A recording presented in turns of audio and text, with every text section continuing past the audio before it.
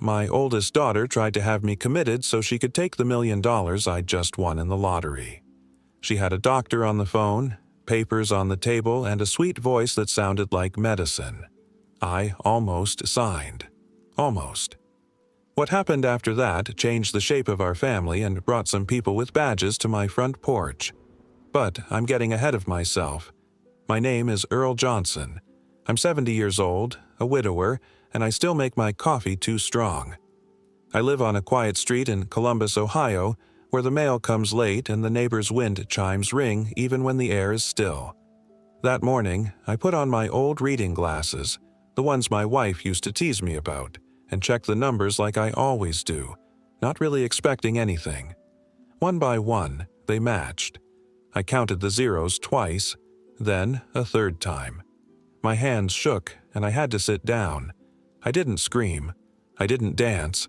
I pressed my palm flat on the table and said out loud, "Thank you, Lord," because that's how I was raised. Then I did the dumbest, smart thing in the world. I picked up the phone. First, I called my youngest, Nina. She lives across town, keeps lists on sticky notes, and calls me every Sunday before church. She laughed, then cried, then laughed again. "Daddy, don't tell anybody else yet," she said. "Let me come over. We'll figure out what to do." I told her I'd be fine. I wanted to share the joy. So I called my oldest, Valerie. Val, since high school. She lives 2 states away and always sounds like she's on speakerphone, even when she isn't. When she answered, there was half a second of silence I felt in my teeth. "$1 million," she said, her voice soft and honeyed. "Daddy, oh my God, that's amazing. Are you okay? Are you taking your pills? You get confused sometimes.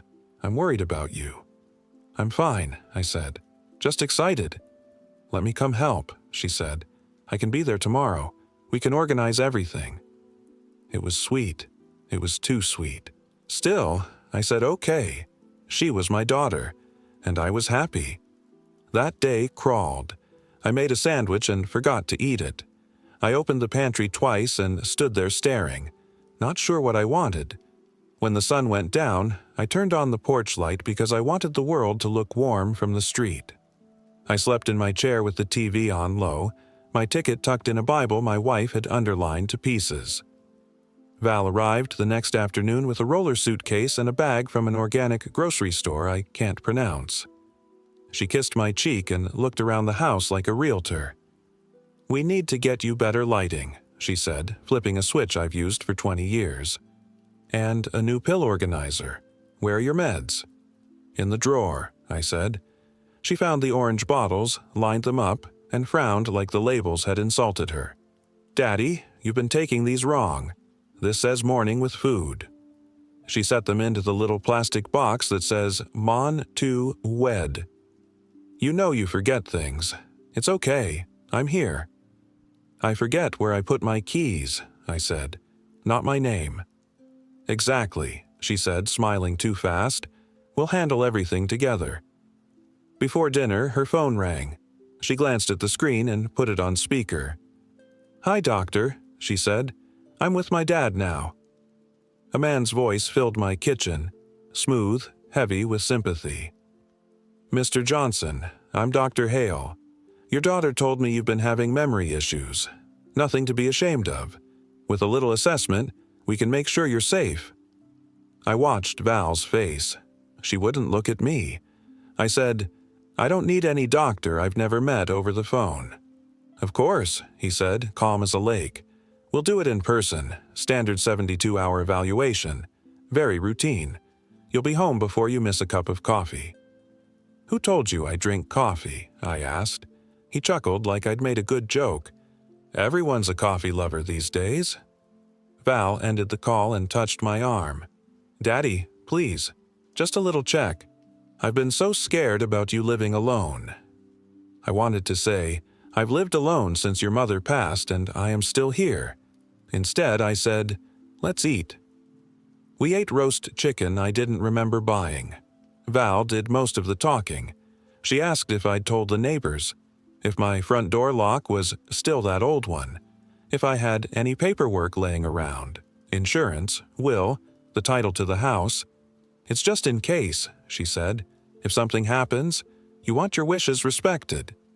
I nodded and kept chewing. I grew up being told to be polite, even to people breaking your heart with a smile. That night, Val slept in the guest room. I sat in the kitchen with the lights off and listened to the refrigerator hum. My wife used to call that sound the house breathing. At midnight, I took the ticket out of the Bible and held it up to the window. I could see our streetlight in the reflection.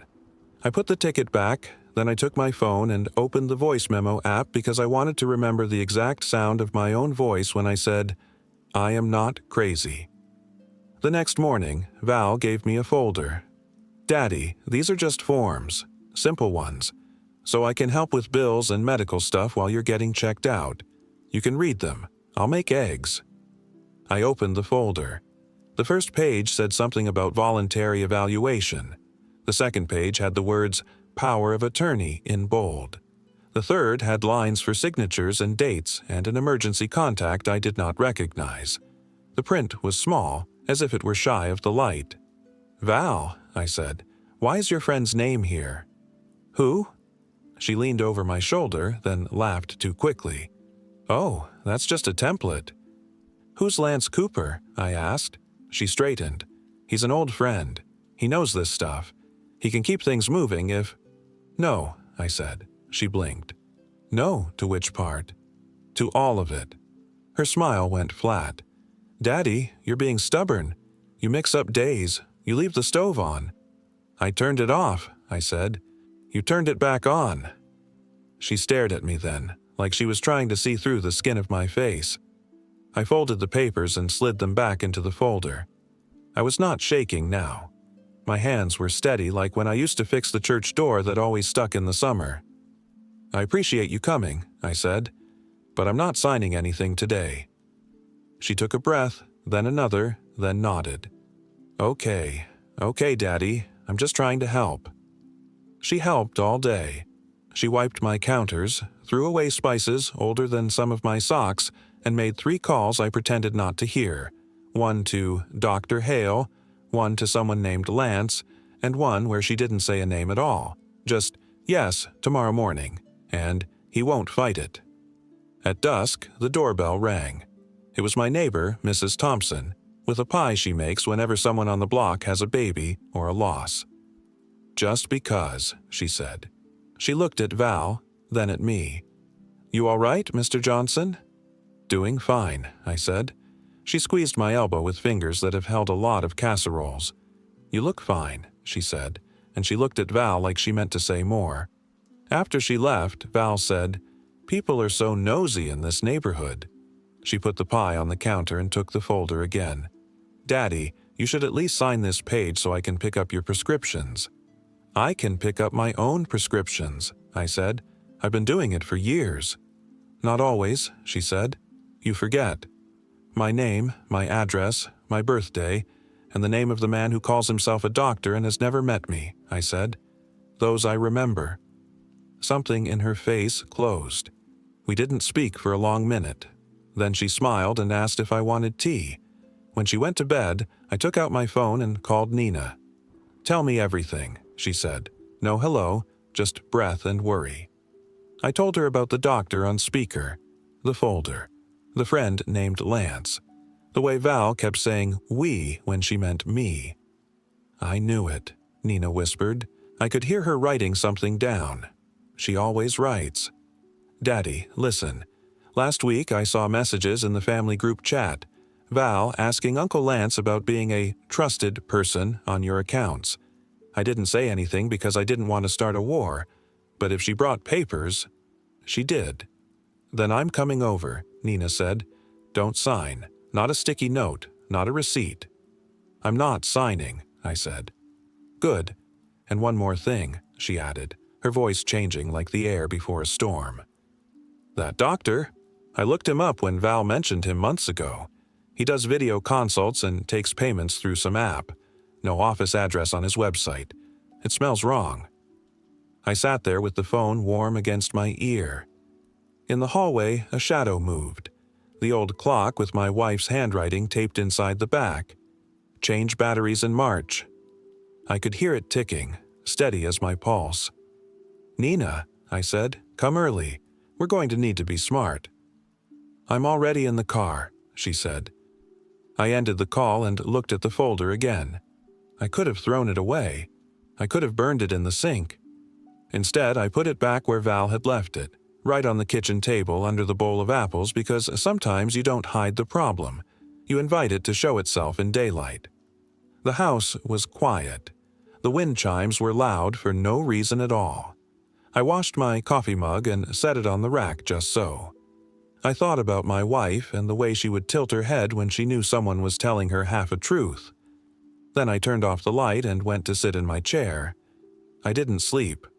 By morning, the sun found the dust in the air and gave it edges. I heard Val moving in the guest room, the roller of her suitcase, the sound of someone talking too softly on the phone. I heard my front gate click. Nina knocked once and slipped inside with her notebook, a look that said she had more questions than hours in the day. She hugged me hard. Over her shoulder, I saw Val step into the kitchen, folder in hand, smile already in place. "Good morning," Val sang. "Ready for your appointment, Daddy?" I looked at my girls. One held a pen. The other held a plan. I felt the cup of coffee in my hand even though I hadn't poured it yet. "Let's talk," I said. And that is how the day began. The day my daughter tried to save me from myself, and I had to prove I didn't need saving. By the time the sun slid past the maple in my yard, my kitchen looked like a clinic. Folders, a week of pills box, a neat stack of papers I hadn't asked for. But the only diagnosis I cared about was this. Someone in my own family thought I could be steered like a shopping cart. I wasn't about to roll. "Before any appointment," I said, "we're going to slow down and talk." Val's smile held, the way a picture frame holds when the nail is already bending. Nina stood beside the fridge with her notebook, pen ready, eyes on me. "What do you want to talk about, Daddy?" Val asked, sweet as syrup. "Who this doctor is. Why his name is in my kitchen. Why a man I've never met is on papers that say he can make choices for me." "Dr. Hale is respected," Val said quickly. "He handles cases like yours all the time." "Cases like mine?" I asked. "A man who checks his smoke alarms and pays his water bill early?" Nina didn't smile. She just flipped a page. "I looked him up. No listed office. Phone consults only. Takes payments through an app with no address on the receipts. That's not how licensed clinics do it." Val opened her palms. "He kept Mom's friend from wandering off when—" "Mom's friend had a neurologist," Nina said softly, "and a hospital with a door and a street number." The room went quiet enough to hear the ice maker groan. I took a breath and let it out slow. "Here's what we are going to do. We'll get a real medical check in person so we have a clean baseline, and—" I looked at Nina. "We'll get my money off the table where greedy hands can reach it." Val's mouth twitched. "Greedy? Daddy, I left my job, drove all this way." "You left your job months ago," Nina said, still gentle. "You told me yourself. You said you were between things. You also asked Uncle Lance how to be a trusted person on Dad's accounts. I saw the messages." Val's eyes flicked to Nina's notebook, then back to me. "You think I'm the enemy?" "I think you're my daughter," I said, "which is exactly why I'm going to protect you from doing something you can't take back." We didn't raise our voices. It wasn't that kind of house. Nina touched my sleeve. "I'm calling Pastor Marcus. He knows a family attorney who handles elder stuff and trusts. We can get a same-day consult if we're lucky." Val folded her arms. "You don't need a pastor. You need a hospital." "I need a plan," I said. Within an hour, we were in Pastor Marcus's office, the one with the crooked picture of a fishing boat and the smell of old books. He didn't preach. He listened. When I finished, he picked up his phone and dialed. "Rebecca," he said, "I have a 70-year-old congregant, sound mind, recent lottery win, family pressure, possibly a phony teledoc. We need a firewall." The attorney's office sat in a low brick building with a clean lobby and a reception desk that didn't pretend to be a hospital. Attorney Rebecca Miles had quick eyes and no wasted words. She spread out a yellow legal pad and drew boxes as she spoke. First, medical baseline, she said. Independent, documented. Not your daughter's phone friend. Second, structure. A revocable living trust. Right now, your prize is a claim, not cash in hand. We assign the claim to the trust, and when payout clears, it lands there. You and one co-trustee sign off on any move. I recommend Nina, based on what you're telling me. Val sat tight-lipped on the edge of her chair. So, I get cut out. No, Rebecca said. You get boundaries. That's not the same thing. Rebecca kept going. Third, power of attorney. Durable, but limited, and not in the hands of someone with a conflict or new debt. Fourth, we formally notify your primary care physician that any outside assessment should be verified with you directly. Fifth, documentation. We keep receipts, call logs, and we don't whisper. If there's pressure, we record it, with consent in private spaces, and if not, we still write down what we can corroborate. She looked to me. Do you want this? I nodded. I want my life not to be a free-for-all. She slid a single sheet toward me. This is not a trap. This is a seatbelt. We can draft today. It will need notarizing. Nina tapped her pen. And the doctor? I'll refer you to Dr. Avery Barnes, Rebecca said. Geriatrics, brick-and-mortar office, standard cognitive screen. We note the results. If anyone later claims decline, we have today's line in the sand. Val sat forward. And if the screen shows problems? Then we treat the person, not the money, Rebecca said, and we still don't give your father's life to a stranger on speakerphone. We left with 2 folders and a strange calm. Val didn't speak in the elevator. In the car, she stared out the window like the world had done something unforgivable to her. On the way home, we stopped at the bank. I've had my account there long enough that the carpet pattern is a memory. The branch manager, Carla Ramirez, knew me by name. When I asked about safe deposit boxes, she led us into the little side area with the short door and the heavy silence. Full? I asked, trying to sound casual. We have 1 mid-size left, she said. Annual fee is... We'll take it, Nina said, beating me to it. And we'll need 2 keys. Carla raised an eyebrow, not at the speed, but at the look we exchanged. Storing documents. Just something I don't want lying around, I said. In the private viewing room, Carla left us alone with the open metal drawer. Nina took a plain envelope from her tote and slid in 2 things, a small USB drive and a folded note in my hand. I read the note again, even though I'd written it slow. Daughter, empty hands make the loudest noise. Dad. It wasn't poetry. It was a sign on a door I hoped she'd open with gentler fingers. We closed the box. Carla locked it. 2 keys clinked in the tray. I took 1. I put the other in my pocket. We walked back through the lobby without looking at the candy dish. On the sidewalk, Nina handed me another pen. This one's special, she said. Heat-sensitive ink. It writes like a normal pen, looks normal, fades out over a few minutes under warm light. Kids use them for pranks. People use them for puzzles. We'll use it so nothing gets signed by accident. I rolled the pen in my fingers. It felt like a secret you could hold. You carrying a whole prop shop in that bag? Sticky notes, Sharpies, 2 granola bars, and Faith, she said, and I called Dr. Barnes. They can squeeze you in at 3 o'clock. Val, who had said nothing since the attorney's office, finally spoke. You're all insane. You think you're clever, but you're making this complicated for no reason. We're making it safe, I said. We went straight to Dr. Barnes's clinic. Waiting room chairs, a clock that ticked loud enough to be honest, a nurse who said my name like I was a person, not a problem. Dr. Barnes was soft-eyed and direct. He didn't ask about my money. He asked about my mornings, my sleep, my walks, my church. He slid a paper across the desk and I counted backward by 7s, drew a clock, Remembered 3 words he told me 10 minutes earlier. He didn't rush. He didn't wink at my daughter. When we finished, he typed notes into a chart that had an address in the header. "Mr. Johnson," he said, "you're as sharp as the average 70-year-old who still fixes his own porch light. I'll sign this baseline.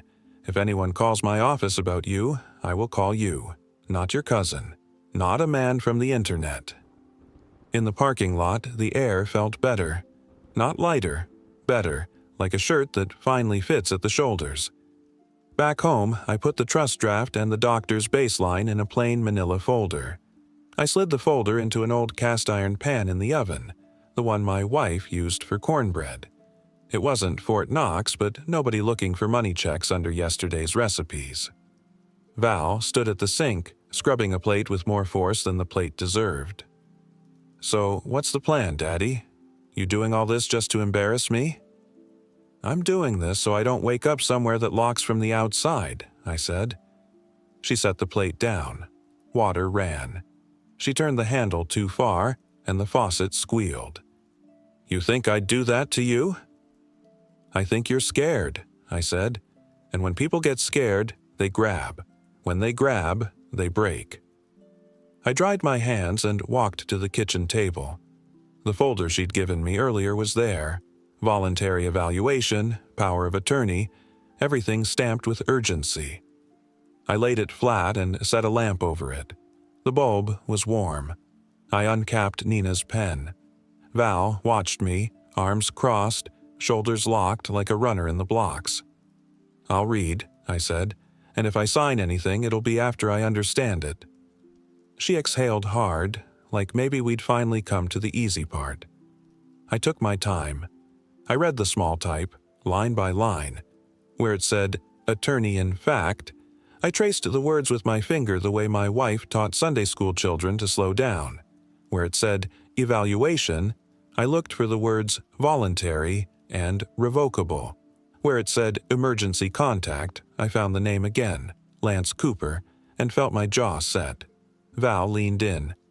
"Just sign here," she said, tapping a line that waited like a hungry mouth. "With my pen," I said, and set the tip to the paper. My hand made the shape of my name slow and careful, the way a man signs something he's thought about. The ink flashed dark and wet, then looked ordinary. I set the page under the lamp and rubbed my thumb and forefinger together. Warm. I turned the page. I signed where she pointed. 3 lines, then a 4th, all with a hand that didn't shake. "Okay," Val said, lifting the stack with a heat in her eyes I'd only seen when she won races in high school. She didn't know the words were already losing their color. She didn't know in 10 minutes the pages would be clean as hotel stationery. I closed my eyes for a second. I didn't pray words. I just put myself where a prayer could hear me. The front door creaked. Mrs. Thompson's wind chimes rained a little sound from outside. Nina came in from the porch with her phone. "Dr. Hale called twice," she said, glancing at Val. "Left voicemails. He's ready to admit this afternoon if paperwork is signed." Val's cheeks reddened, a quick flare that went away as fast as it came. "He's being thorough. He's being hungry," Nina said. We ate in silence. Not angry silence, planning silence. I could almost hear the pieces clicking into place, the trust paper cooling in the oven, the baseline in the folder, the empty bank box with my letter, the pen in my pocket, the names in my head. After dinner, I did something my wife used to do when she wanted a man to make a mistake on purpose. I left the bait where a careless person could see it. On the hall table by the front door, beside the bowl of keys and the church bulletin, I set the extra safe deposit key in plain sight. I turned it so the little stamped number caught the light. I didn't announce it. I didn't even look at it again. I just walked by it like it meant nothing. Val noticed. I could tell because she stopped talking in the middle of a sentence about curtains and glanced that way, just one slice of a second, like a cat catches a laser dot.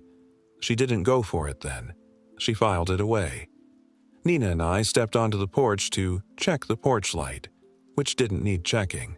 In the dark, Nina whispered, "Tomorrow she'll push for the evaluation." "I know," I said. We can't stop her from driving you there without making this into a street fight, Nina said. So we steer. Steer how? She smiled the way her mother used to when she knew something I didn't. Rebecca's office has a second entrance and a waiting area. A receptionist who can read a room. We give Val an address. She'll think it's a clinic. Everyone inside will be ready to document what she asks for. Won't that be cruel? I asked. It'll be clear, Nina said. Sometimes the only way to find the bottom is to let the bucket down. Back inside, my phone buzzed. A text from Val. Appointment confirmed. 10 a.m. They know we're coming. I'll drive. There was a pin, an address across town I didn't recognize. Nina's phone buzzed right after. She held it up. A message from Rebecca. We can stage. If your sister insists on admitting, we'll document. I'll have the receptionist ready. Bring the papers you signed. I looked at the folder on the table. The top page was empty now. No ink, no name, just thin paper with a ridge where my pen tip had pressed. A clean sheet can be a blessing or a lie. Tonight, it was both. Val came out of the guest room with her roller suitcase already zipped, as if a hospital would admit me with a bag packed like summer camp. She kissed my cheek. Big day tomorrow, Daddy. Sleep. I'll set an alarm. I nodded and moved to the hall table like an old man who needs the wall to balance. My hand brushed the safe deposit key. I felt its teeth. I left it where it was. When the house finally went still, I sat in my chair and listened to the breath of the refrigerator, the far-off hum of a highway I never use, the sound of my own heart telling me I still belong to myself. I thought about doors and locks, about the weight of keys and the lighter weight of paper, about the way love can tilt when fear climbs into the passenger seat. Morning would bring a drive to a clinic. Morning would bring a test, but not the kind Val expected. There are days when you go where someone else wants you to go just long enough to show them you're not lost. I watched the sky turn the color of weak tea and waited for my house to wake. By noon, I was sitting in a clinic that wasn't a clinic, with a receptionist who smiled like a camera lens, and by evening the papers my daughter swore I'd signed were as blank as snow. A doctor I'd never met tried to fax his power into the room. A name I didn't trust kept showing up on forms, and a key on my hall table went missing. That key would decide how the next few hours felt on my skin. But I'm getting ahead of myself. Val drove. She had both hands tight on the wheel, knuckles pale. She kept checking the mirror like the road might change its mind. Don't worry, Daddy, she said. It's just 3 days. You'll be home before you miss your chair. Who pays for 3 days? I asked. My insurance might cover it, she said too fast. Or there's a fund. Don't worry. Nina followed in her own car because she said she had an errand after, and because she does not let go when the knot gets tight. At a light, she pulled up beside us, leaned across her steering wheel and mouthed, "You okay?" I nodded. She tapped her notebook, then pointed ahead. The address Val had texted me sat in a low brick building with big glass, clean sidewalk, and a fresh American flag tugging at a pole. It didn't smell like a hospital. No alcohol wipes, no bleach, lemon cleaner, and paper. A woman in blue at the front desk looked up and said, "Good morning," in a voice that could make most people calm down. "Hi," Val said, walking in front of me like a nurse who knows where everything is. "We have at 10 o'clock for an evaluation. Admission if needed. Dr. Hale sent the referral." The receptionist checked a screen. "Your name?" "Earl Johnson," I said. She smiled right at me. "Mr. Johnson, welcome. And you're—" "His daughter," Val said. "This is, well, we can explain. He's been confused. We just need to get him safe." Nina came in and stood a step behind me, quiet, watchful.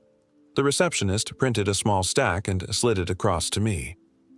"Before anything, we always confirm consent and rights. This is a private practice office, not an inpatient facility. We don't hold anyone here." Val blinked. "But Dr. Hale said—" "We don't have admitting privileges," the receptionist said. We can do intake, assessment, referrals. If there's any talk of a 72-hour hold, that involves a hospital and a physician order. I'll need the physician's NPI and office address for the referral." Val took out her phone and tapped. He faxed it. The receptionist folded her hands. "We use a secure portal. We don't accept outside faxes for new patients." "Call him," Val said, pushing the phone toward me like it was a life preserver. "Daddy, talk to the doctor." "I don't know the man," I said. "Put him on speaker," Nina said, eyes on the receptionist, then on a small camera tucked into the ceiling corner. Val hit dial. The voice came in smooth as always. "Val, I sent the face sheet and my order. Mr. Johnson, good to meet you. I'll sign what they need. Just let them handle it." The receptionist leaned forward a little. "Doctor, may I have your NPI and office address for our file?" "Of course," he said, and rattled off numbers like a man reading a train schedule he made up in the car. "My assistant will fax." "We don't accept faxes for initial orders," the receptionist said, still kind, still firm. "And I can't verify your NPI in our registry. Could you repeat it?" Silence. A throat cleared. "I'm between offices," he said. "Telehealth primarily." A door opened down the hall. Attorney Rebecca Miles stepped out. No robe, no gavel, just a blazer and a legal pad. She smiled like a person, not like a trap. "Mr. Johnson," she said, "we keep a patient rights handout for folks who come in worried. It explains voluntary versus involuntary evaluation." She set the paper down where Val could see it. For involuntary placement, there are strict steps. They start with a physician examination in person or a court petition, not a phone call. Val's face went rose red, then pale again. "We didn't come for a lecture. We came for care."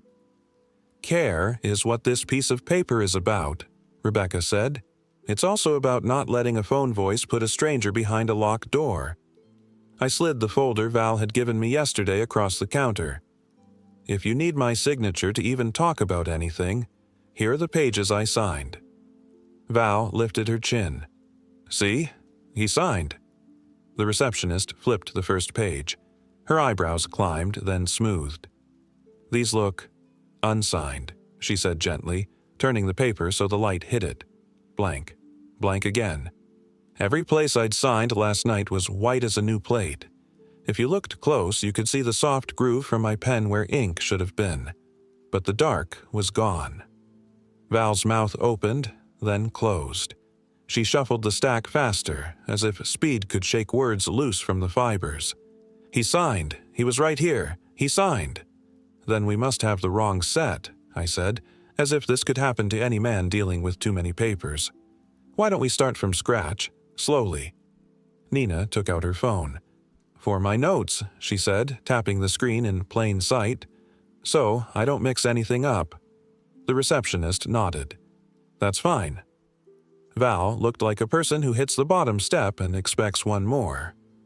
"Dr. Hale," she said into the phone, "they're being difficult." "Put me on with the administrator," he said. "Tell them I'll send a letter." "Sir," the receptionist said, sweet as Sunday tea, "we can't take a letter from a telehealth provider as grounds for any hold. If you have concerns, you're welcome to send Mr. Johnson a summary and your full credentials, and he can bring them to his primary care or to our intake." "Your office is obstructing necessary care," he said, voice turning from syrup to glass. Rebecca didn't flinch. "Our office is making a record," she said. "Calls, names, offers. That's what good care looks like when families are scared." Val hung up. Her hands trembled so slightly I wouldn't have noticed 20 years ago. "We can go somewhere else," she said. "A real hospital." "Great idea," Nina said. "We'll go after lunch. First, we'll eat something real so nobody makes medical decisions hungry." The receptionist slid one last paper my way. "This is a short checklist just to document that you understand your rights today. You're welcome to fill it now or take it home." I picked up a normal pen from the jar, the office kind that leaves a reliable line, and printed my name. I checked the boxes that said I wasn't being held, that I could leave, that I could say no. My hand felt the weight of each check like it meant something, because it did. Outside, the air tasted different. Not sweet, not bitter, just real. The flag crackled. Nina squeezed my arm. "We got what we needed," she said. "Video, timestamps, a polite wall with a smile." Val stormed ahead to the car. She slammed the door and stared straight forward. On the drive back, she didn't talk. Nina stayed behind us, 2 cars back, never losing our bumper. At home, the house felt like it had been holding its breath. Val went to the guest room and shut the door harder than she meant to. I went to the kitchen, pulled the oven drawer, checked the old cast iron pan, trust draft and baseline, right where I left them. I closed the drawer, soft. On the hall table, the church bulletin lay under the ceramic bowl. The safe deposit key always looks smaller in the afternoon. It catches less light. I stood there a moment, like any man might do after a long drive. Then I went to the bathroom to wash my hands. When I came back, the key was gone. I didn't call out. I didn't even turn my head toward the guest room. I walked to the porch, sat down, and looked at the street. A delivery truck shuffled cardboard smells into the day. Somewhere, a lawnmower complained. I took out my phone and typed to Nina. "Keys missing." Her reply came in 3 beats. Saw her leave. "I'm already on the way." Carla just texted, "Your daughter is here asking about your box." In my chest, something steady caught a hitch and then kept going. I waited, hands open on my knees, the way my father sat when he wanted to keep from breaking whatever was in front of him. 20 minutes, 25. A blue sedan I knew too well turned onto my street. Val parked crooked, like the curb had moved a few inches left. She got out empty-handed. No bag, no folder, no key. She came up the walk slow, the way a person does when she's rehearsing the wrong speech. "Traffic?" I asked. She didn't answer. She stopped at the first step, lifted her eyes to mine, and for one heartbeat she looked 11 years old again. Muddy knees, torn dress, trying to explain why the window broke by itself. "I went to the bank," she said finally. I waited. "They wouldn't let me into the box," she said, voice thin. "They said I wasn't on the card. The manager, Carla, called you. Then a teller brought me an envelope and said it was left for authorized pickup." She swallowed. It had a note. "What did it say?" I asked, even though I knew.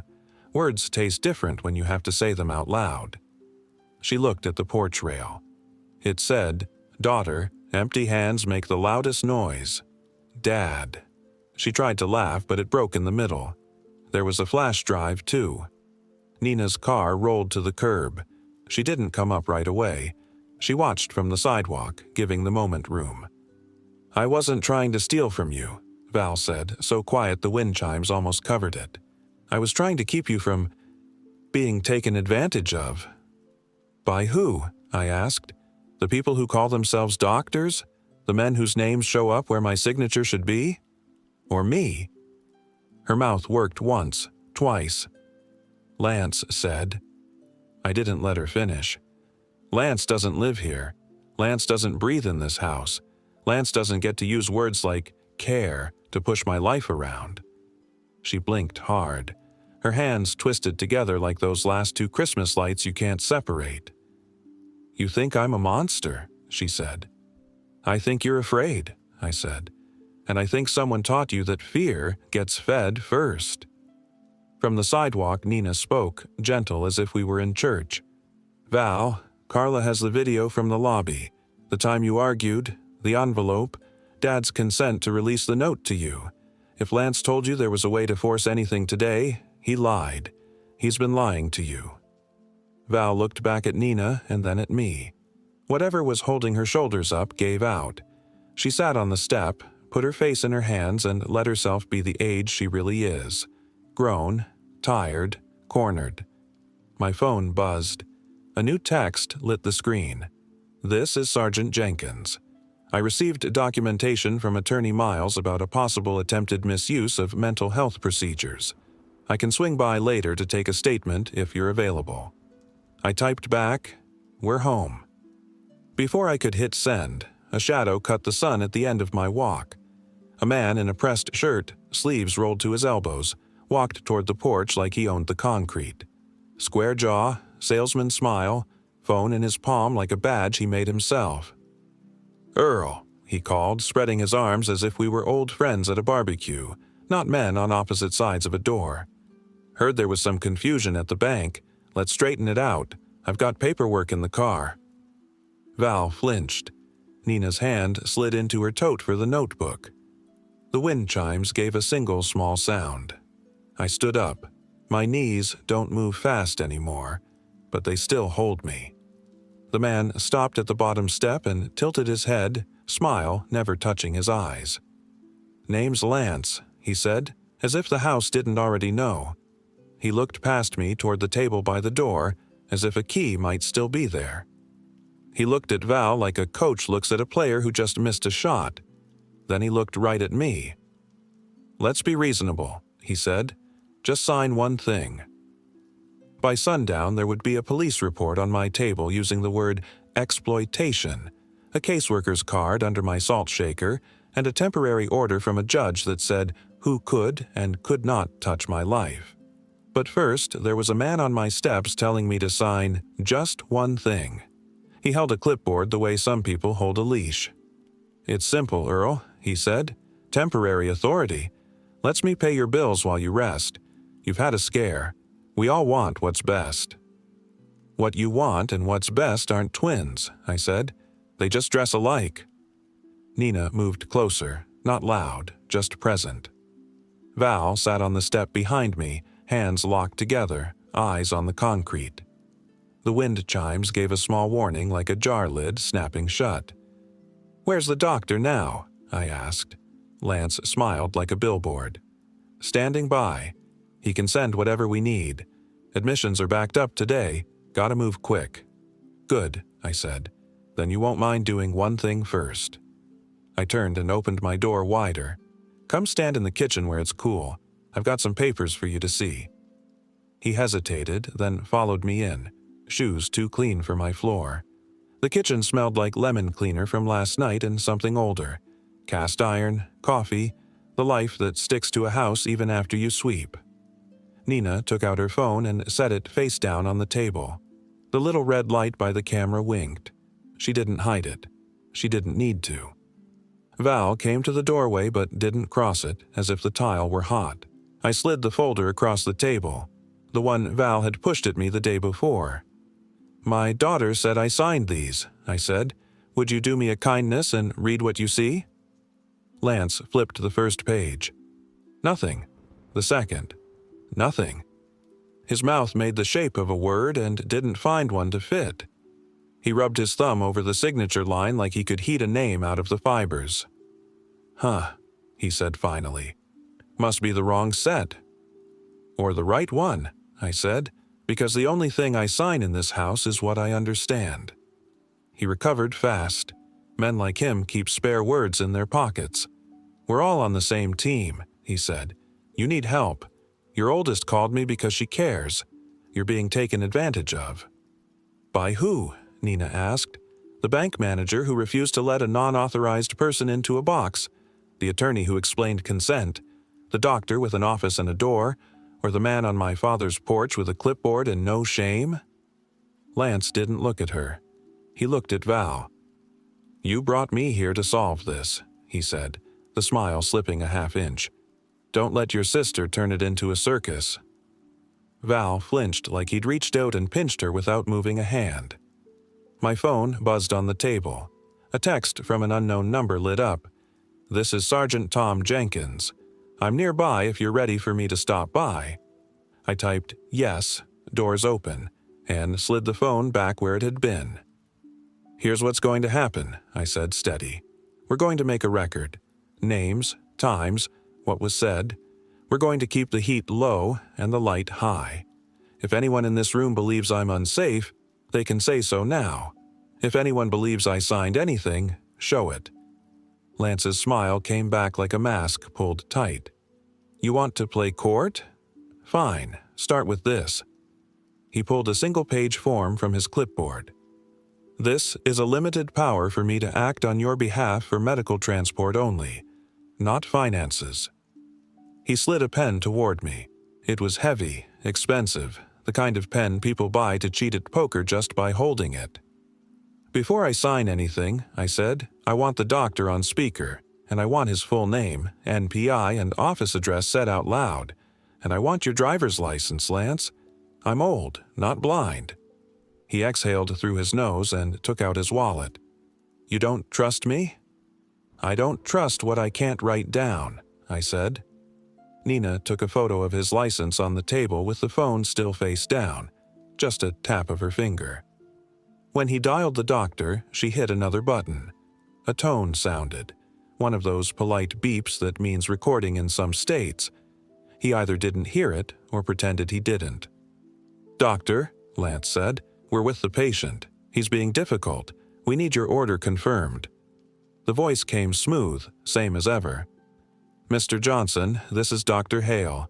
I've already issued the recommendation for a 72-hour evaluation. Your daughter has authority to sign. Which daughter? I asked. Silence. Then, the responsible one. The responsible one has a name, I said. Say it. He didn't. Sir, you're confused. This is for your safety. If you resist, we can involve law enforcement on a wellness basis. Good news, I said. Law enforcement is 2 blocks away. On cue, a knock came at the open door and a voice said, Anybody decent? Sergeant Jenkins stepped in with a calm face and a notebook, not a hand on a holster. He had the kind of shoulders that make a shirt lie right and the kind of eyes that say he's seen worse in quieter rooms. Afternoon, he said. Mr. Johnson? That's me, I said. Come meet the doctor. Jenkins nodded at Nina. She'd sent him a summary earlier and held up a small recorder of his own. I'll be documenting, he said, with everyone's awareness.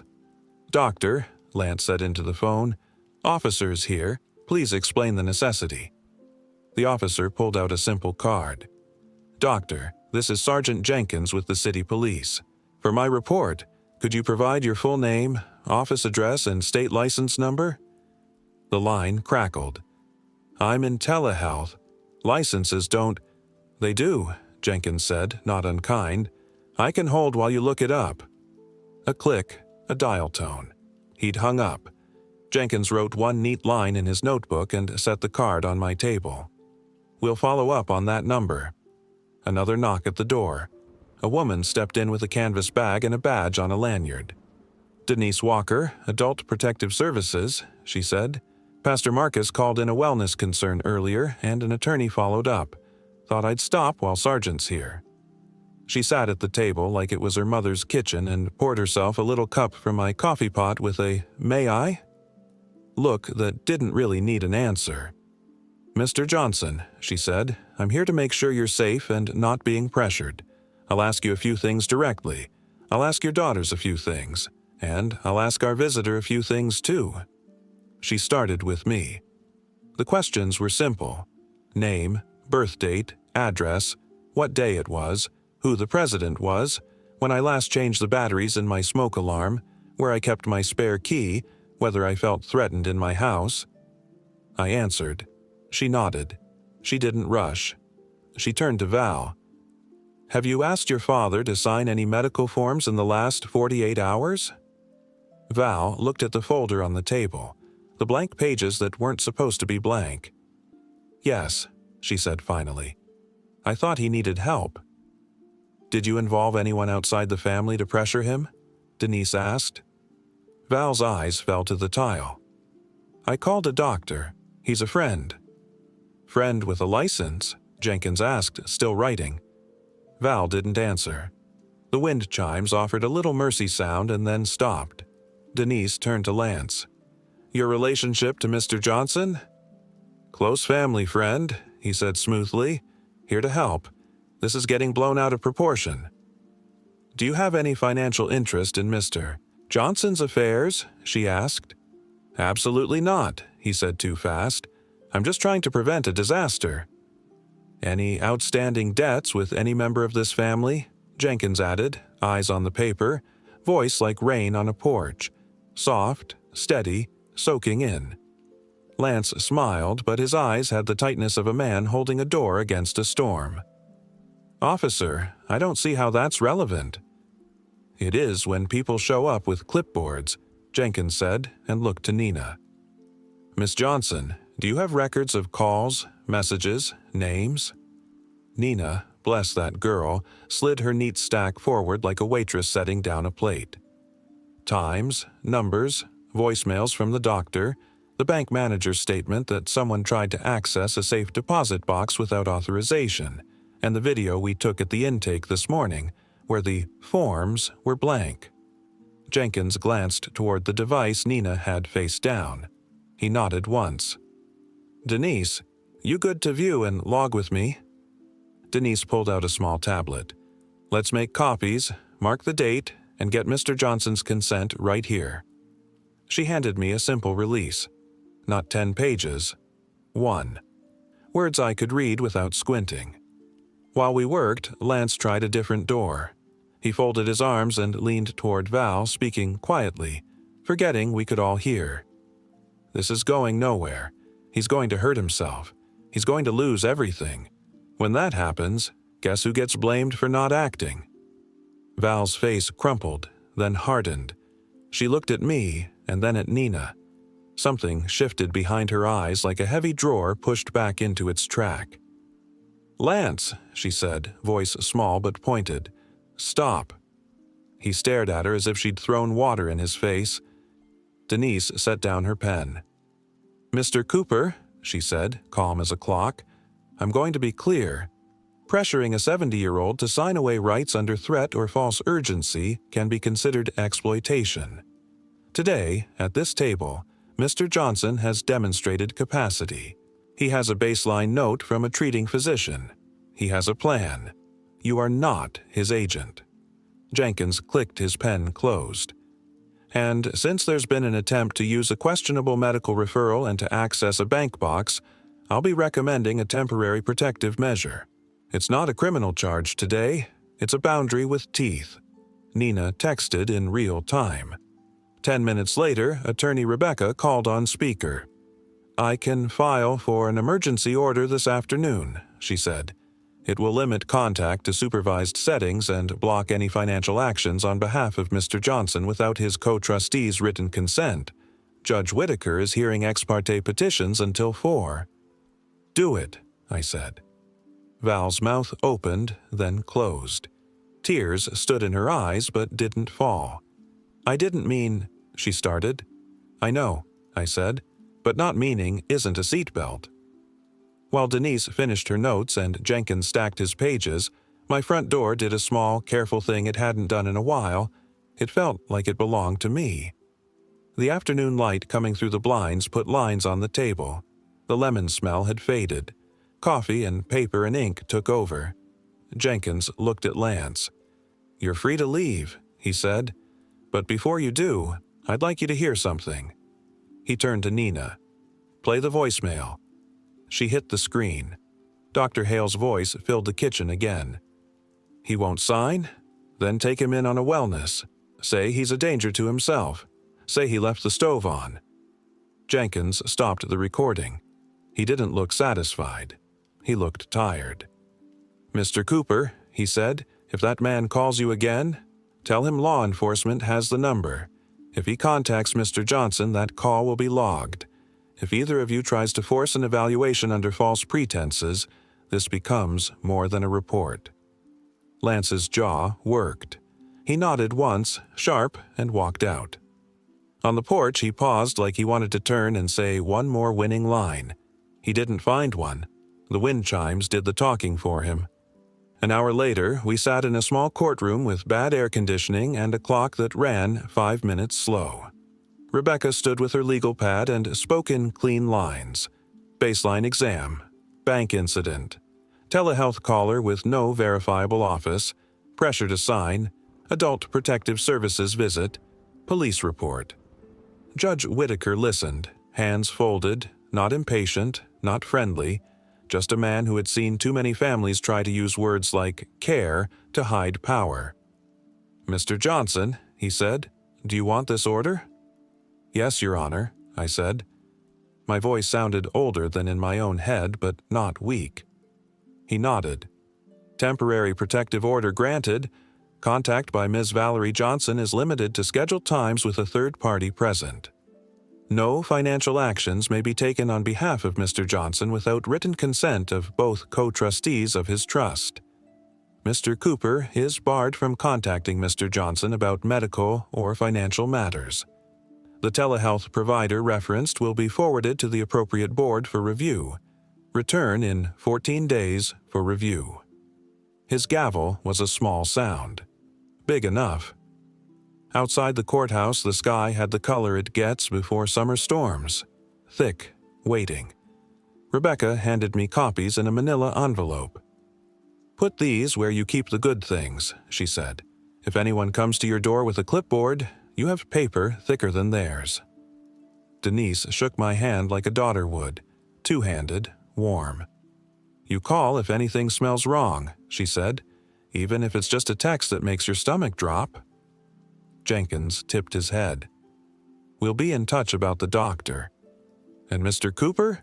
If he circles back, don't answer the door." Val stood a few feet away, her purse strap twisted around her wrist. She looked small. She looked like someone who had just found out gravity works the same on everyone. Nina stepped to her and didn't hug her and didn't scold her.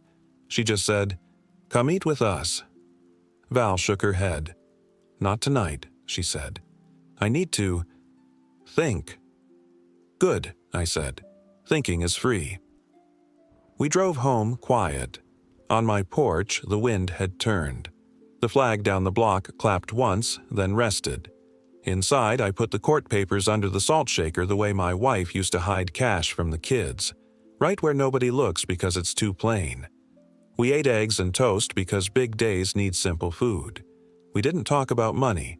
We didn't talk about doctors. We talked about the church bake sale and the new boy mowing Mrs. Thompson's lawn crooked, and we let our voices make the house feel like itself. When Nina left, she hugged me longer than she had in years. "We're not done," she said, "but we're on the right road." I nodded. The house settled in that old way it has, wood knowing wood. I washed my mug and set it just so. The refrigerator breathed. The clock ticked. The manila envelope lay where I could see it, heavy with the kind of paper that keeps hands honest. I thought the night would rest easy after that, but trouble is a shadow that learns your shape. Before I went to bed, my email dinged with a new message. The subject line said, "Urgent, lottery disqualification notice," and asked me to verify payout, with a link that looked like a mouth. I didn't click it. I stared at it until the words blurred, and I felt the old fear try to climb the stairs again. Not fear of losing money, but fear of losing the right to decide what to do with my own breath. I closed the laptop and turned off the light. The house went quiet, then cleaner, like a held breath let go. Somewhere far away, thunder rolled its barrels across a sky I couldn't see. In 2 days, I would learn who sent that email and what they hoped to buy with it. For the first time in a week, when I said out loud, "I am not crazy," the air in my kitchen answered back, steady as a drum, "You are not alone." By noon, I had an email taking back my $1,000,000, and by dusk a stranger was asking for my routing number like it was a handshake. The lie wasn't smart, the lie was hungry. It tried to borrow my fear and spend it fast. Before the week was out, one daughter would hand me a note I didn't expect, and a voice on the phone would call itself the Commission.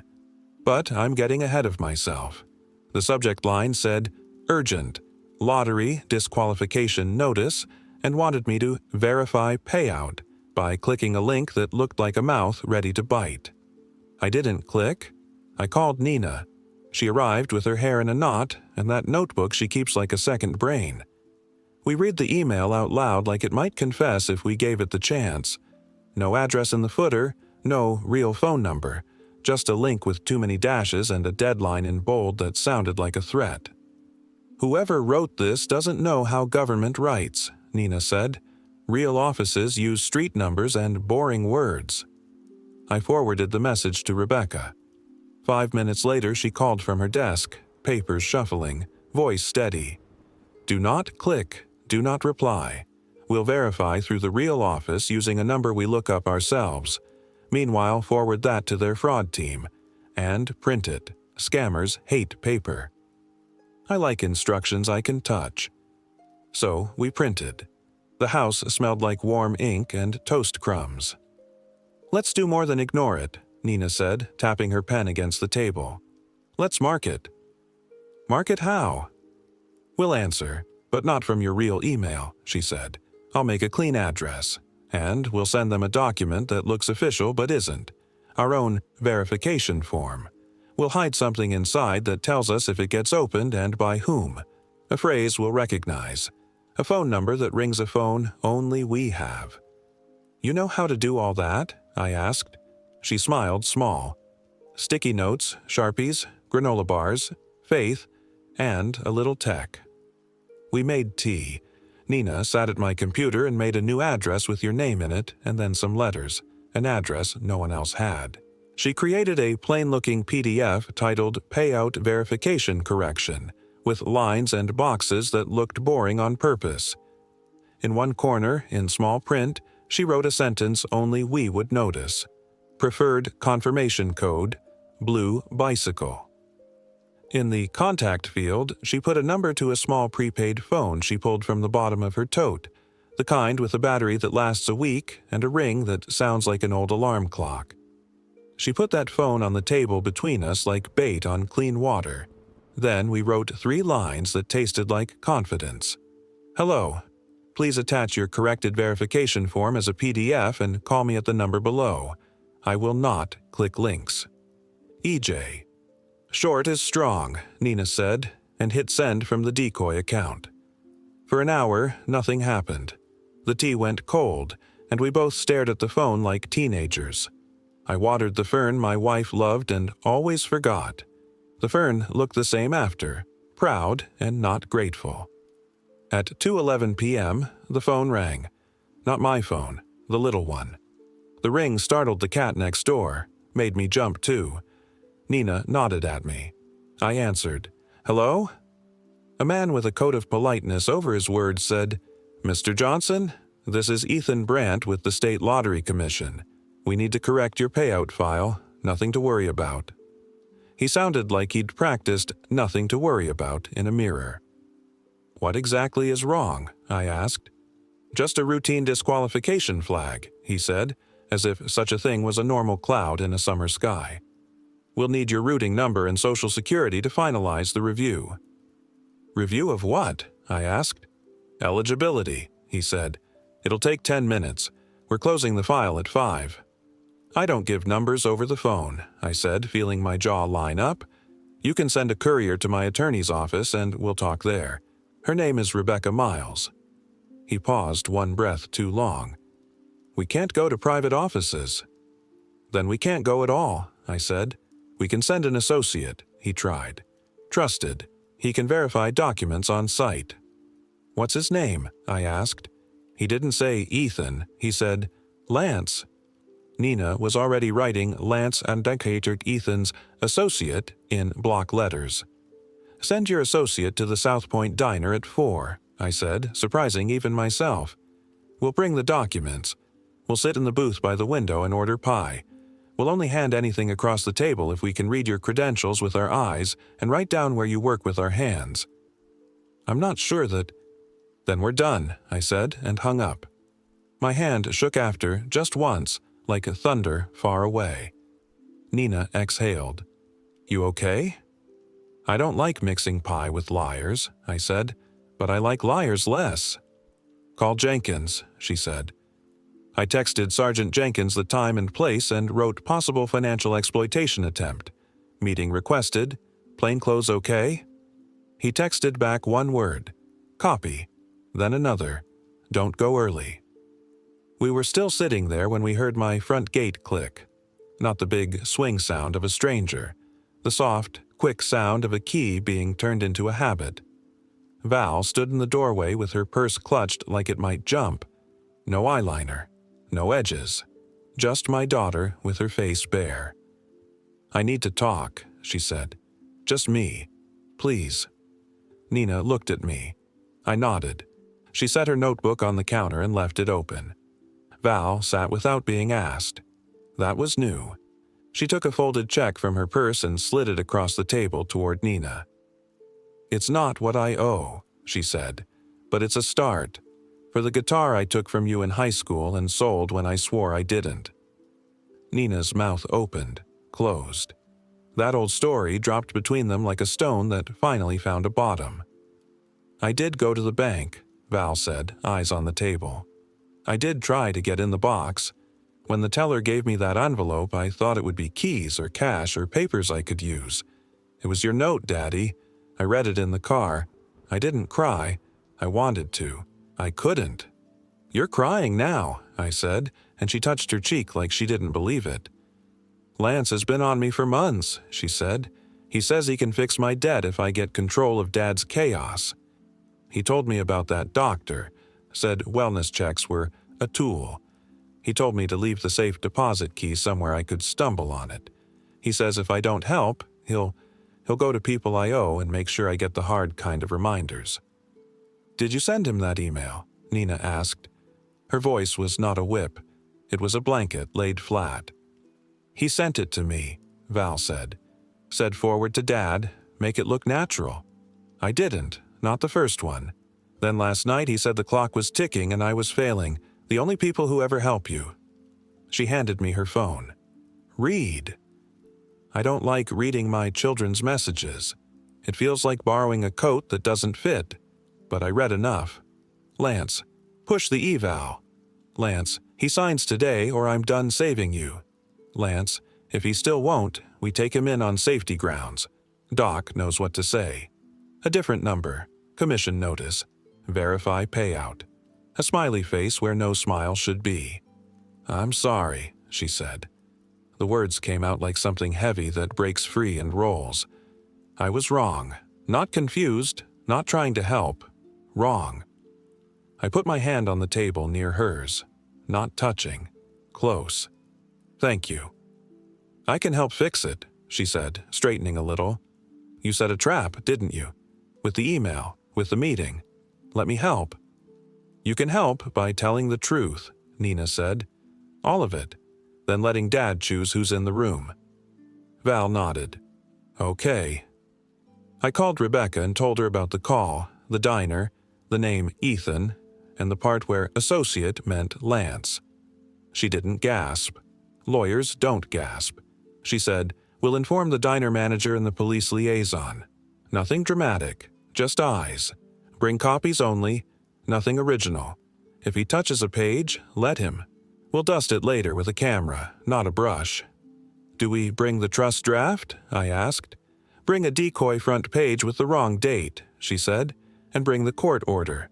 Put the order on top." I put the kettle on because when trouble rings the bell, hot water makes a man feel like he's doing something. At 3:30, we drove to the South Point Diner in 2 cars. The sky was a bright blue that meant nothing. Inside, the air smelled like coffee and grease and the lemon pie they keep under a glass dome by the register. The manager, a woman with a ponytail and a knowing smile, wiped down the window booth and whispered, "You're Earl," like it was a fact from a book she trusted.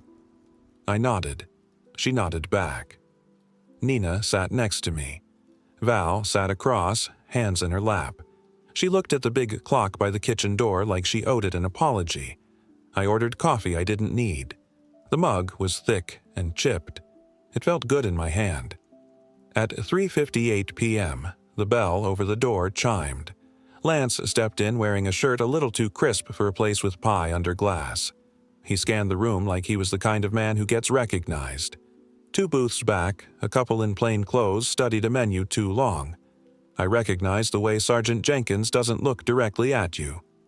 Lance slid into the booth, smiled at the manager like he was a good tip, and set down a leather folder. "Afternoon," he said. "Let's not make this hard." "All I want is to make things simple," I said, laying our envelope on the table. "Order first. I don't do business on an empty stomach." He smirked. "Coffee?" "Pie?" the manager asked. "Whatever he's having," he said, waving toward me without looking. The manager walked away like she'd just watched a magician put the wrong card in his own pocket. "Before we talk, show me who you are," I said. He took out a business card that said "Consultant" in letters that looked expensive but meant nothing. No address. A phone number with 3 sevens. "Now you show me who you are," he said. I slid the court order across the table so the judge's name caught the light. He ignored it. I slid a copy of a trust cover page with the wrong date. He brightened like a man who sees a number he likes. Nina put a single sheet on top of that. A note that read, "Any financial or medical decisions require dual consent by co-trustees. See attached." The attached page was the protective order again. Lance tapped the trust page. "This is what we need," he said. "You sign an amendment naming me interim for 90 days. I take the heat, you rest, your daughters stop fighting. Everybody wins." "Everybody?" Nina asked. "People like me don't do charity," he said, finally honest. "But I'm cheaper than a mistake." "Who is Ethan Brandt?" I asked. Lance blinked. "Who?" "The man who called himself the Commission," I said. "Said he'd send his associate. Said his associate's name was Lance." He leaned back, smile slipping. "Sounds like a misunderstanding." "Good," I said. "Then no harm in reading this." I put the decoy verification PDF on the table, the one with blue bicycle in the corner. His eyes flicked down and back up so quick most people would have missed it. The couple with the long menu didn't. "What's your rush?" I asked softly, because rushing men like patience less than they like handcuffs. "You've been patient with Val for months, haven't you? Telling her wellness checks are tools. Telling her to find keys. Telling her to get me to sign because you save people. Why hurry now?" He opened his mouth with a new line and closed it when the manager set down pie and coffee and didn't leave. She wiped an already clean place on the table and looked at him like he was a spilled drink. "Here's what happens next," I said. "You take your coffee to go. You never call my daughters again. If anyone who calls themselves a doctor calls you, you tell them the police have the number. If a man named Ethan calls you, you tell him the same. If you reach for me again, it will be on a recording that gets played in a room with a flag and a seal. Or," he said, leaning in, jaw tight, "you can stop playing the old man hero and let someone who knows the game keep your name off papers you don't even know you've signed." "Son," I said, not mean, just tired. "I kept my name off those papers with a $10 pen and a little light." He laughed once. "Cute," he said. "You think the internet cares about your lamp? You think $1 million doesn't find a way to walk?" Behind him, the couple with the long menu stood up together like they'd finally decided. Sergeant Jenkins put $10 under his water glass and stretched his shoulders. Lance saw him. He saw the way Jenkins' eyes didn't change. He saw the manager's ponytail go still. He saw Val sit up straighter and look at me instead of him. He looked down at the paper one more time, as if it might start whispering to his side. The small words in the corner said "Blue Bicycle." He didn't know what that meant, but he knew it meant something that didn't need his permission. He put both hands flat on the table and leaned closer anyway. "Last chance," he said, voice soft like a snake in dry grass. "Sign one page." The prepaid phone on the seat beside me rang. All four of us looked at it. The number on the screen was new and short, like a mask with holes punched wrong. Nina answered and hit speaker. "Hello?" "Mr. Johnson," said a voice too cheerful. "This is Ethan from the Commission. My associate says you have the verification in front of you. You can read me the confirmation phrase in the bottom corner, and we'll finalize right now." Nina didn't look at me. She looked at Lance. She said, clear as bells, "Blue Bicycle." On the other end, the cheer cracked. "Perfect," he said, too quick. "Now your routing number." Sergeant Jenkins' hand set a card on the table like a coaster, slow and simple. "This is the part where you hang up," he said, not into the phone, into the space between the four of us. Nina tapped end. Lance scraped his chair back. It made a sound that turned heads. He stood, grabbed his folder, and tried to smile like a man leaving a party early because he's important somewhere else. "You people are impossible," he said. "Nah," the manager said from 3 feet away, arms crossed, coffee pot in hand. "We're local." He left. The bell over the door chimed once, then twice, like it couldn't decide whether the scene was funny or sad. We didn't celebrate. We ate pie that tasted like lemon and salt and a little victory. Jenkins sat, finally, and wrote a few lines in that notebook of his while his partner stepped outside to make a call. "Next steps," Jenkins said, like a man reading a recipe. "I'll route the phone numbers to our cyber unit, send the email and your decoy to the state fraud team, and file an addendum to your protective order noting the attempted financial exploitation. Nobody's getting hauled off today, Mr. Johnson, but strings are being pulled out of a knot." "We follow the strings," Nina said. He nodded. "We do." When we got home, the house wasn't safer, exactly. It was clearer. Val sat at my table and wrote a list. Debts, due dates, names. She slid it to Nina without asking for help, just showing the shape of the hole. I made coffee that didn't need to be good, just hot. The email pinged again. Same subject line, new wording. I didn't open it. I printed it and set it on top of the first print. 2 lies stacked like thin plates. Val stood to leave near midnight. She put her hand on my shoulder and didn't pull away quick. "I can be better than this," she said, to herself more than to me. "You already started," I said. After she went, Nina washed the 2 mugs like they were glass at a museum. "We're close," she said. "Tomorrow Rebecca wants a copy of the diner recording. And Carla texted. She says someone tried to wire a test amount from a prepaid card to a Shell account with your name spelled wrong. They stopped it." "How many doors do we have to lock?" I asked. "As many as it takes," she said. I fell asleep in my chair with my Bible on my chest and the prepaid phone under a napkin, like a pet that needed quiet. Around 3 a.m., thunder moved through the city like a slow train, and rain began the polite work it does on roofs and nerves. The house breathed. I breathed with it. At sunrise, the phone buzzed. Not the prepaid one, my own. A message from a number I didn't know. "We can fix this without more people getting hurt. Bring the trust papers. Come alone." I stared at the words. The porch light was still on from last night and the switch felt cold under my thumb when I turned it off. I poured coffee, black as a lie, and took a sip that made my eyes smart. Then I texted Nina and Rebecca and Jenkins the same thing. They want a meeting. He says, "Come alone." I won't. Tell me where to stand. I didn't go alone. I went with a judge's order, a doctor's baseline, a trust with a spine, and 3 quiet witnesses who know how to sit still when a lie starts looking for a chair. But I walked in first because the message said, "Come alone," and some invitations are better answered with light. The meeting wasn't in a parking lot or behind a store. Rebecca arranged a glass-walled room at the city library. 2 exits, cameras in the ceiling, a children's reading hour humming down the hall like a good conscience. Pastor Marcus sat with a magazine by the door. Sergeant Jenkins read the newspaper at periodicals with a pair of readers that made him look like an uncle. Nina took the chair at my left, pen ready. I set the court order on the table and folded my hands on top of it. Lance came late, smelling like cologne that tried too hard. He saw the glass, saw the exits, saw me, and smiled anyway. The same smile men keep for funerals and loan meetings. He sat across from me and placed a leather folder like a claim on a table. "No drama," he said softly. "Let's make this clean." "If we're cleaning," I said, "we start with names." I slid a sheet toward him. "Yours, and the man on the phone who called himself the Commission." He didn't blink. "Names burn time. Show me the trust." I didn't move the envelope.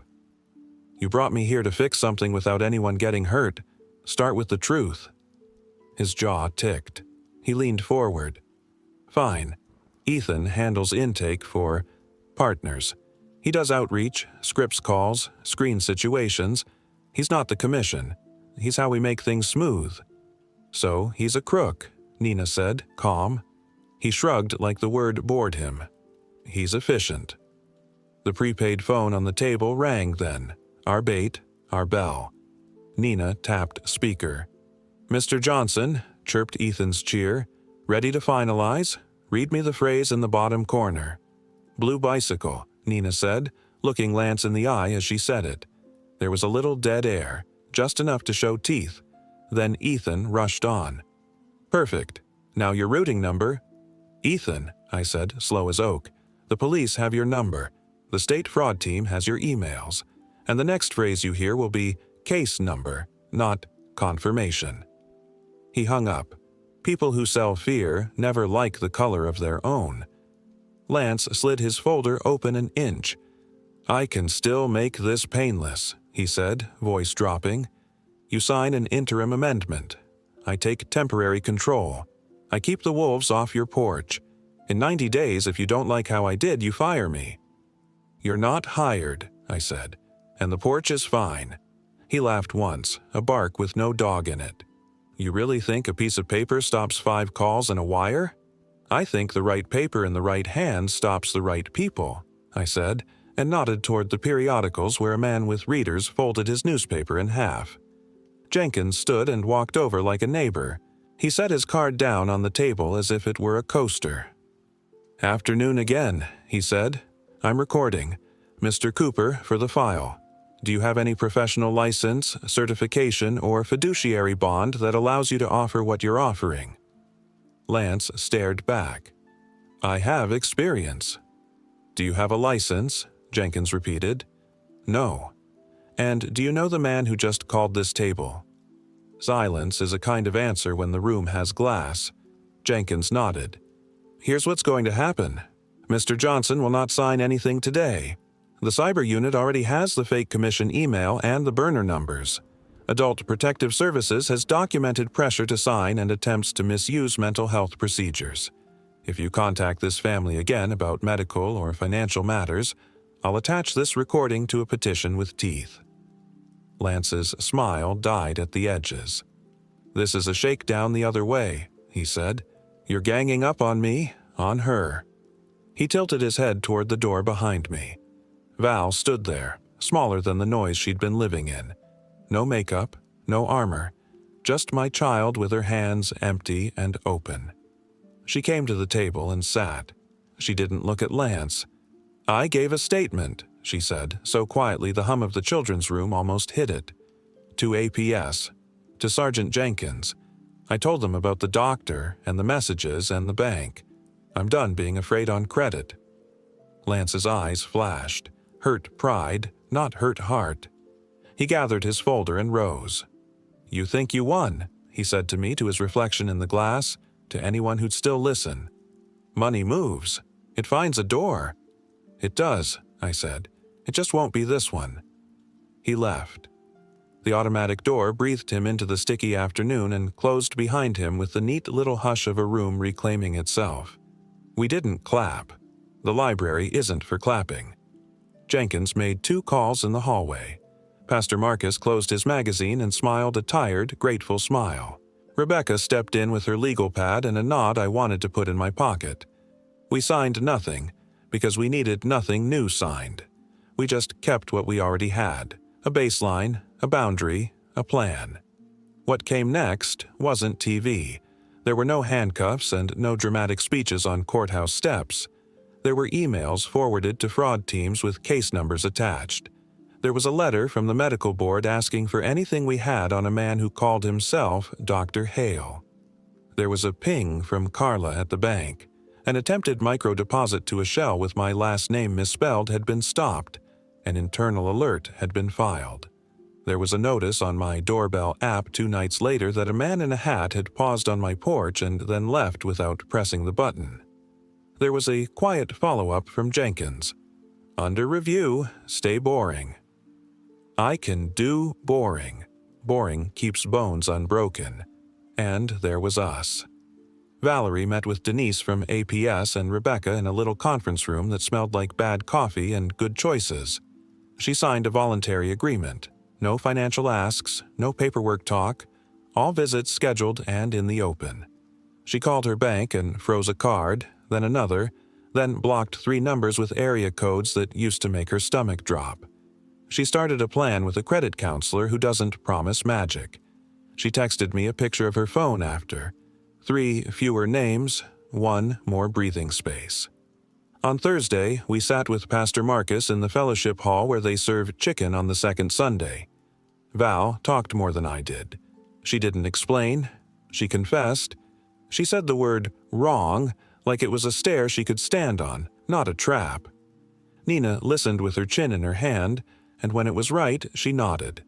I said what I'd been saying for days and will keep saying until it sticks. The door's open. The hands must be clean. 2 weeks later, Judge Whitaker read the updates. He didn't smile. Judges don't. He extended the order with adjustments we asked for. Supervised contact widened to dinner at my house every other Sunday, provided a third person was present for the first month. Trust remains intact, he said, and he stamped the page with a sound that made my shoulders soften. The first Sunday dinner under the new rules, we burned the cornbread a little. Nina laughed and scraped the bottom with a butter knife the way her mother used to, and Val brought a pie she'd actually baked, not bought, a little lopsided but honest. We ate slow. Nobody said million. We said more iced tea and pass the beans. It was the strangest miracle I've learned to pray for.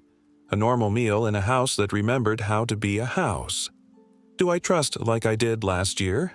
No. Trust isn't a switch. It's a garden. You water it. You check for worms. You let the sun do what you can't. Some mornings I still wake up and listen for a key that isn't turning. A phone that isn't ringing. Then I make my coffee too strong and read a psalm my wife underlined. And I look at the papers under my salt shaker. Court order, trust pages, Dr. Barnes's baseline, and I feel the weight of ink that doesn't scare easy. The email scams didn't stop. They got funnier. One said I'd won another prize if I verified my unclaimed millions. I printed it too and put it under the first 2 lies like thin pancakes. Sometimes I look at that stack and think about how much damage a mouth can do when you teach it your fear. Then I think about how quiet a room can get when you teach it your name. Val still has a list, but the list is different now. Debts shrinking, phone numbers blocked, meetings kept, recipes tried. Sometimes she leaves a note on my fridge that says nothing but Wednesday, and we make eggs. She says sorry without turning it into a weather report. I say okay without turning it into a sermon. We both mean it. Nina still taps her pen and carries 3 kinds of tape in her bag like a woman ready to stitch a day back together. She keeps copies of everything. She reminds me to change the smoke alarm batteries in March. She knows where the spare key is and doesn't use it without calling first. As for me, I still keep the trust papers in the old cast iron pan my wife used for cornbread, because some safes don't need steel, just a story and a stove. I still sit on the porch at dusk and listen to Mrs. Thompson's wind chimes tell the weather better than the news. Sometimes the chimes go quiet, and I hear my house breathe, and I realize the sound I was most afraid to lose wasn't my memory or my money. It was the small, stubborn noise of my life belonging to me. If you walked by my window tonight, you'd see 3 plates, a crooked pie, a Bible with soft corners, and a man who still forgets where he put his reading glasses but not the names of the people he loves. You'd see a door left open an inch, not for trouble but for a daughter learning to knock. If this story moved you, even a little, tap that like, hit subscribe, and tell me what part stayed with you in the comments. Around here we tell true-feeling stories about ordinary people with complicated storms, and there are many more to come. Your voice helps the next one find its way home.